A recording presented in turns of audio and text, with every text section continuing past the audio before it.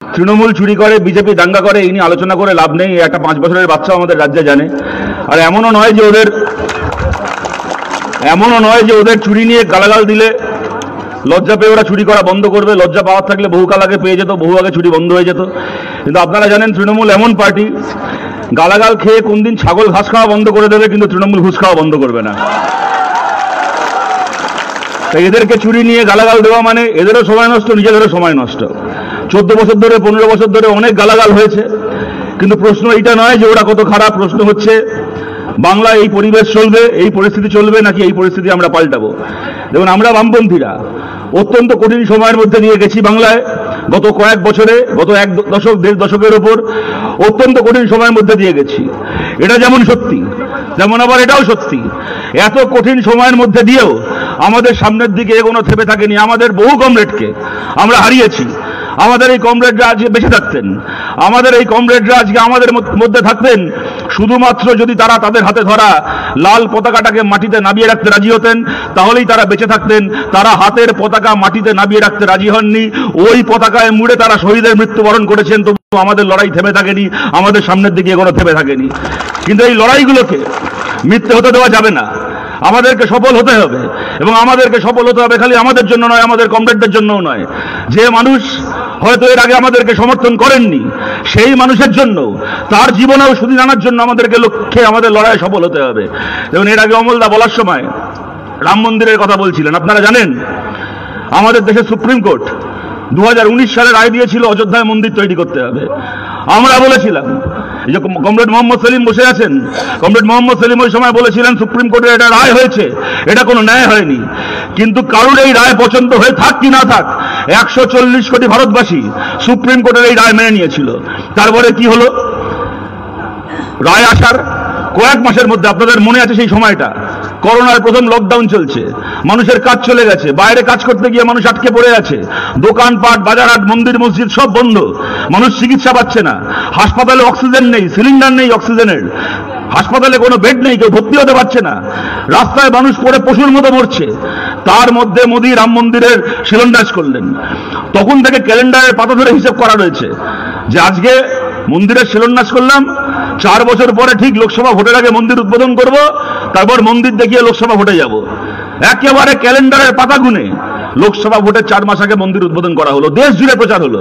কি না, 500 বছর পরে আমাদের মোদীজির হাত ধরে প্রভু রামচন্দ্র আবার অযোধ্যায় ফিরে এসেছেন। সেটা কি বড় বড় করে ছবি টাঙ্গিয়েছে গোটা দেশে, ফেসবুকে, হোয়াটসঅ্যাপে ছবির বন্যা বয়ে যাচ্ছে। সামনে রাম মন্দির, পাশে এত বড় একটা মোদী, মোদীর পাশে এই ডোরে রামচন্দ্র। বাবা যেরকম করে ছেলেকে স্কুলে নিয়ে যায়, মোদী এরকম করে রামকে মন্দিরে নিয়ে যাচ্ছে। আর ওখানে লেখা আছে যে 500 বছর পরে আমাদের মোদীজি রামকে আবার অযোধ্যায় ফিরিয়ে এনেছেন। আর সে রামচন্দ্র বা মোদীর ওপর আর এক কাটি। 500 বছর পর অযোধ্যায় ফিরে প্রথম যে কাজটা করেছে, পরের লোকসভা ভোটে মোদীকেই লাথি মেরে অযোধ্যা থেকে বার করে দিয়েছে।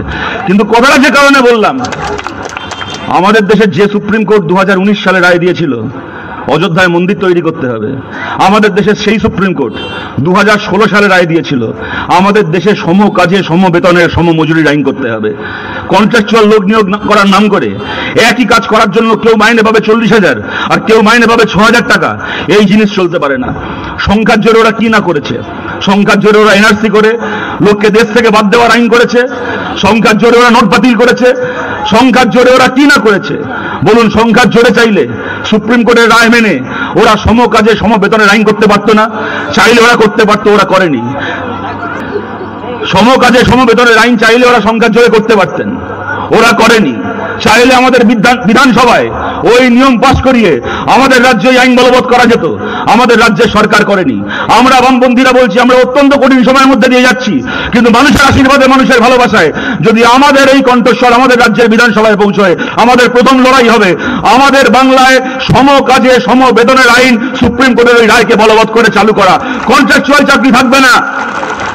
যারা কন্ট্রাকচুয়াল কাজ করছে 6 মাস থেকে 1 বছরের মধ্যে ঘরে ঘরে যে ছেলেমেয়েরা কন্ট্রাকচুয়াল কাজ করছে, তাদের কাজ পার্মানেন্ট হবে। মালিক বাধ্য হবে, খালি সরকারি নয়, বেসরকারি মালিকও বাধ্য হবে 6 মাস থেকে 1 বছরের মধ্যে সমস্ত কন্ট্রাকচুয়াল কর্মীর কাজকে স্থায়ী করতে। বিজেপি আপনাদের বলেছিল, বিজেপি আমাদের বলেছিল বছরে 1 দিন রাম মন্দির উদ্বোধনের দিন বাড়িতে প্রদীপ জ্বালাতে। আমাদের বামপন্থীদের লড়াইয়ে যদি সম কাজে সম বেতনের আইন চালু হয় তাহলে বছরে একদিন নয়, বছরে 365 দিন আমাদের সবার ঘরে প্রদীপ জ্বলবে, কর্মসংস্থানের প্রদীপ, মাথা উঁচু করে বাঁচার প্রদীপ জ্বলবে আমাদের সবার ঘরে। এই লড়াই লড়ার জন্য, এই কথাকে বিধানসভায় নিয়ে যাওয়ার জন্য বামপন্থীদের কণ্ঠস্বরকে আসুন সবাই মিলে শক্তিশালী করি। পরশুদিন আপনারা দেখলেন আমাদের রাজ্যে নতুন করে 9 বছর আগে এসএসসি নতুন করে আরেকবার হলো। পশ্চিমবাংলায় বামপন্থী সরকার চলেছে। প্রত্যেক বছর যেরকম আমাদের রাজ্যে নিয়ম করে দুর্গাপুজো, কালী পুজো, ঈদ, মহরম, ভাইফোঁটা হতো, কাউকে মনে করাতে হতো না, তেমন প্রত্যেক বছর নিয়ম করে টেট পরীক্ষা, এসএসসি পরীক্ষা হতো, কাউকে মনে করাতে হতো না। আর কেমন এসএসসি ছিল? এমন এসএসসি পরীক্ষা হতো পরীক্ষার পরে কারা চাকরি পেল তার তালিকা বেরোতো। এখন পরীক্ষার পরে কারা চাকরি হারালো, কারা চাকরি কিনেছিল তার তালিকা বেরোচ্ছে। সুপ্রিম কোর্ট বলেছে দাগিদের তালিকা প্রকাশ করতে হবে। অনেক টালবাহানা করেছে, অনেক টালবাহানা করার পরে বাধ্য হয়েছে কিছু দাগির নামের তালিকা প্রকাশ করতে। কিন্তু আমরা বলছি ওই যে দাগির নামের তালিকা বেরিয়েছে ওটা কোনো দাগি তালিকা নয়। যে ছেলেমেয়েরা পয়সা দিয়ে চাকরি কিনতে বাধ্য হয়েছে তারা আসল দাগি নয়, যারা পয়সা নিয়ে চাকরি বিক্রি করেছে তারা আসল দাগি। সেই দাগিগুলোর নামের তালিকা পাড়ায় পাড়ায় ঝোলাতে হবে। অনেক লড়াই হয়েছে, মামলা হয়েছে, মোকদ্দমা হয়েছে, মিটিং হয়েছে, মিছিল হয়েছে, পুলিশের লাঠিচার্জ হয়েছে, জেল খাটা হয়েছে, আমাদের কমরেডরা প্রাণ দিয়েছে, মহিদুল মিদ্দা প্রাণ দিয়েছে, অনেক কমরেড প্রাণ দিয়েছে এই লড়াই লড়ার জন্য। কিন্তু আমরা জানি রাস্তার এই লড়াই ছিল বলে চোরগুলোকে চুরির টাকা ভোগ করতে আমরা দিইনি। মমতা বন্দ্যোপাধ্যায় দেখবেন খুব আফসোস, এই পরশুদিনও বলছেন যতবার আমি চাকরি দিতে যাচ্ছি, যতবার আমি চাকরি করতে যাচ্ছি, ততবার এই বামপন্থীগুলো, এই সিপিএম গুলো চাকরি আটকে দিচ্ছে, চাকরি দেওয়া আটকে দিচ্ছে। আরে দিদি, আপনি যতবার চাকরি দিতে যাচ্ছেন ততবার আটকাচ্ছি না, আপনি যতবার চাকরি বেচতে যাচ্ছেন আমরা ততবার আটকাচ্ছি। জানবেন ভবিষ্যতেও আটকাবো। আপনি যদি টাকার জোরে, গুন্ডার জোরে আড়াইশোর দয় সামনের 100 বছর মুখ্যমন্ত্রী থাকেন তাহলে জানবেন আপনি 100 বছর চাকরি বিক্রি করবেন, আর আমরা 100 বছর আপনার চাকরি বিক্রি আটকাবো, গলার ভেতর হাত ঢুকিয়ে চাকরি বিক্রির টাকাকে বার করে আনবো। আমরা লড়াইয়ে ছিলাম, আমরা লড়াইয়ে আছি, আমরা লড়াইয়ে থাকবো। কিন্তু আমরা বলছি এরকম ভাবে এই চোর পুলিশ খেলা কতদিন চলবে? ঘরে ঘরে ছেলেমেয়েরা বেকার হয়ে বসে আছে, যাদের কোনো দোষ নেই, তাদের জীবনের শ্রেষ্ঠ সময়গুলো পার হয়ে যাচ্ছে। পৃথিবীর কোনো আদালত কেউ চাকরির টাকা ফেরত দেওয়াতে পারে, কেউ মাইনের টাকা ফেরত নেওয়াতে পারে, কিন্তু পৃথিবীর কোনো আদালতের কোনো বিচারপতি এই ছেলে মেয়েগুলোর জীবনের এই 8-10টা বছর আর ফিরিয়ে দিতে পারবে না। কতদিন চলবে এই চোর পুলিশ খেলা? বামপন্থীদের পাশে থাকুন। আমাদের সাফল্য আছে, ব্যর্থতা আছে, সব আছে, কিন্তু আমাদের অতি বড় শত্রুও জানেন পশ্চিমবাংলায় খালি স্কুল শিক্ষকের চাকরি নয়, স্কুল শিক্ষক হতে পারে, কলেজের শিক্ষক হতে পারে, পঞ্চায়েত মিউনিসিপ্যালিটি হতে পারে, ফুড কর্পোরেশনের চাকরি হতে পারে, পরিবহনের চাকরি হতে পারে। পশ্চিমবাংলায় চাকরি যদি স্বচ্ছভাবে দিতে হয় এই কাজ একমাত্র আমরা বামপন্থীরা করতে পারি, আমরা করেছি, ভবিষ্যতে দায়িত্ব পেলে আমরা ভবিষ্যতেও সে কাজ করতে চাই। খালি আমাদের ঘরের ছেলে মেয়েরা নয়, আমাদের অতি বড় শত্রু পরিবার, আমাদের অতি বড় বিরোধী পরিবার, তার ঘরের ছেলে মেয়েও যেন নিজের যোগ্যতায় প্রত্যেক বছর চাকরির পরীক্ষায় বসার সুযোগ পায়, ন্যায্য চাকরি পায়। সেই লড়াই আমরা বামপন্থীরা করছি, সেই লড়াই আপনারা আমাদের পাশে দাঁড়ান। আমাদের 3 নম্বর কথা, হাসপাতাল। সরকারি হাসপাতালে যখন আমাদের বামপন্থীরা যখন সরকার চালিয়েছে, যদি 10 জন যেতেন, 10 জন ভর্তি হয়ে যেতেন, এক কথায় পারতেন না হতে? এত বড় রাজ্য, এত মানুষ সরকারি হাসপাতালের উপর নির্ভর করেন, হতে পারতো 5 জন ভর্তি হতে পারলেন, 5 জন পারলেন না, চিকিৎসায় দেরি হলো, এই ঘটনা ঘটেছে। কিন্তু আপনারা কল্পনা করতে পারেন কোনোদিন পশ্চিমবাংলায় বামপন্থী সরকার চলছে, কোনো মানুষ অসুস্থ সরকারি হাসপাতালে গেছেন চিকিৎসা করতে, সে ভর্তি হতে পারবে না? কেন? তাকে ফুটপাতে শুয়ে মরতে হবে। কেন না? হাসপাতালের বিছানায় রাজ্যের মন্ত্রী চুরি করে এখন ইডির ভয়ে, সিবিআইয়ের ভয়ে ঘাপটি মেরে পড়ে আছে, তাই মন্ত্রীর বৈঠক করা হয়েছে সরকারি হাসপাতাল, তাই পেশেন্টকে রাস্তায় শুয়ে মরতে হবে। কোনোদিন কল্পনা করতে পারতেন এই জিনিস? এই জিনিসকে পাল্টাতে হবে। এবং খালি সরকারি হাসপাতাল নয়, বেসরকারি হাসপাতাল এবং বেসরকারি স্কুল এখন খালি কলকাতা শহর বলে নয়, বড় বড় শহরে বলে নয়, গ্রামে গ্রামে, জেলায় জেলায়, ব্লকে ব্লকে বেসরকারি স্কুল, বেসরকারি নার্সিংহোম তৈরি হচ্ছে।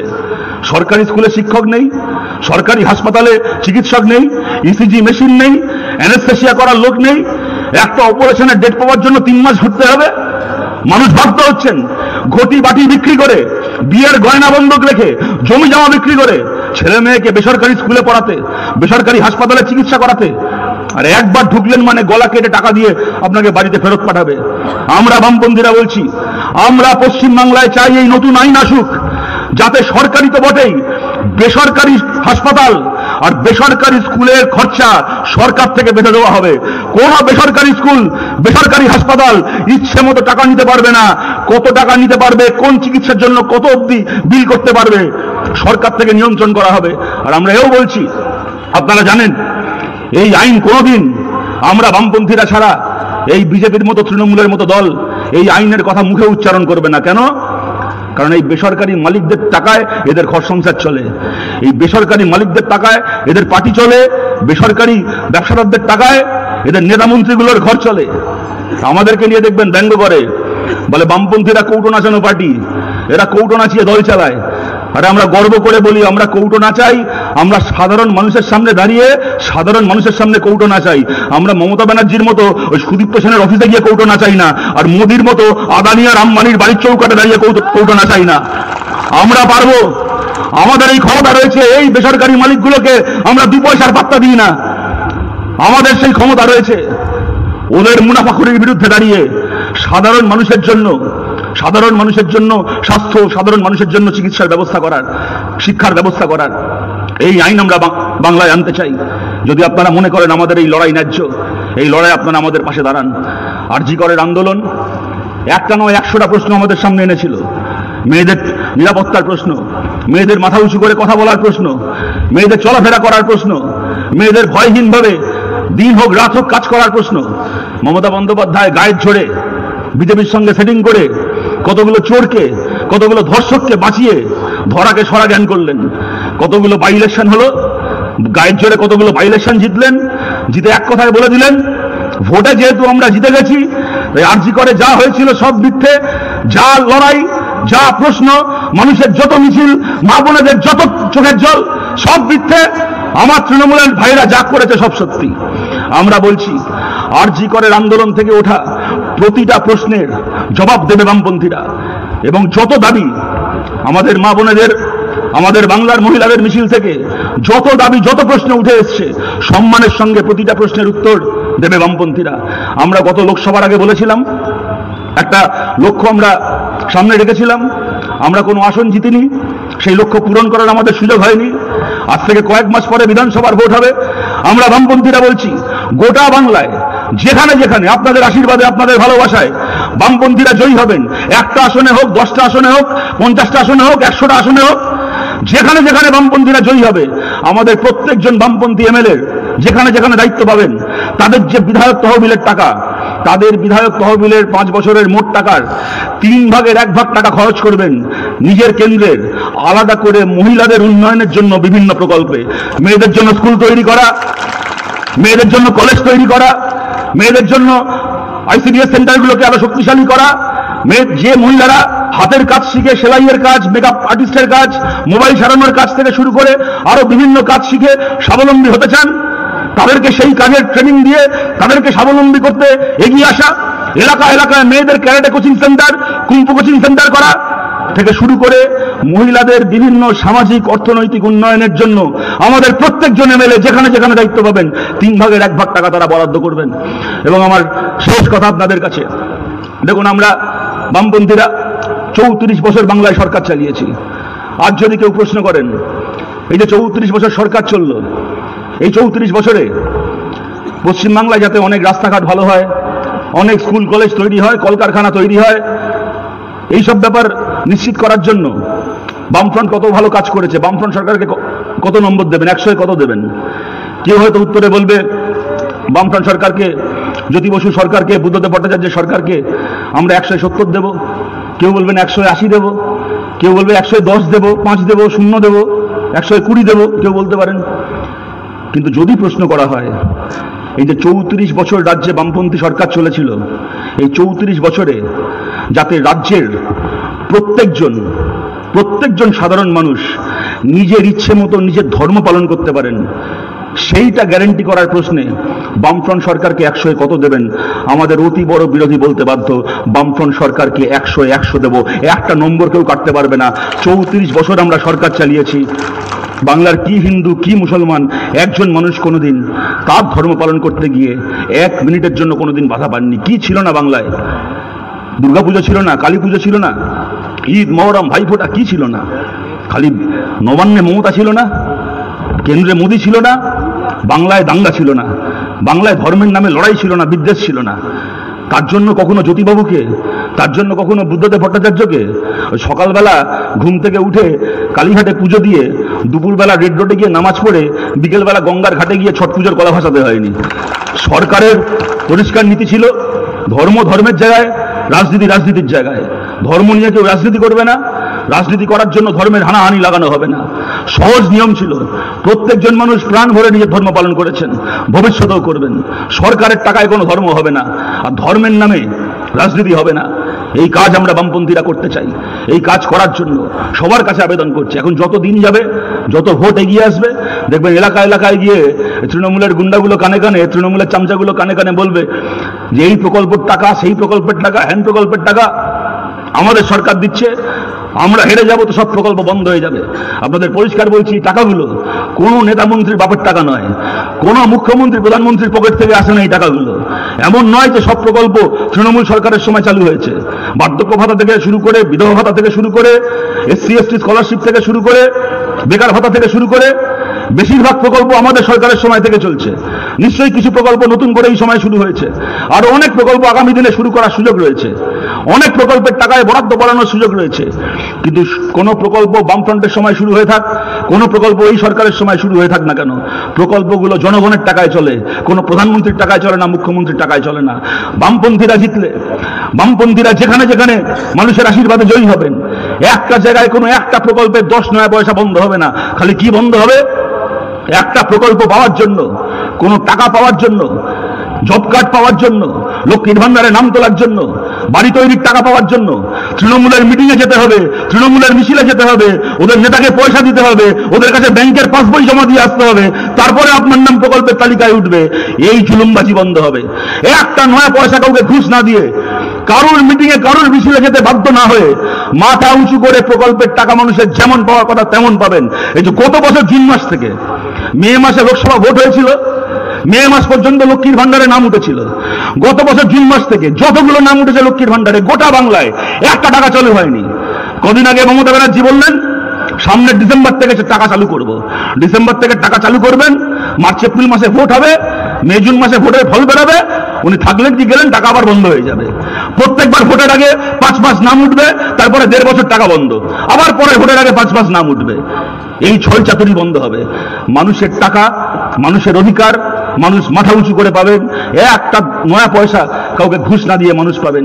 সেই ব্যবস্থা আমরা বাংলায় বামপন্থীরা করতে চাই। যদি আপনারা মনে করেন আমাদের এই লড়াই ন্যায্য, তাহলে যারা আমাদের মিটিংয়ে আছেন, মিছিলে আছেন, খালি তারা নয়, যারা এখনো আমাদের মিটিংয়ে মিছিলে আসেননি, যারা দূর থেকেও আমাদের কথা শুনছেন, তাদের সবার কাছে আবেদন করছি নতুন বাংলা গড়ার জন্য আসুন আমরা কাঁধে কাঁধ মিলিয়ে লড়াই করি।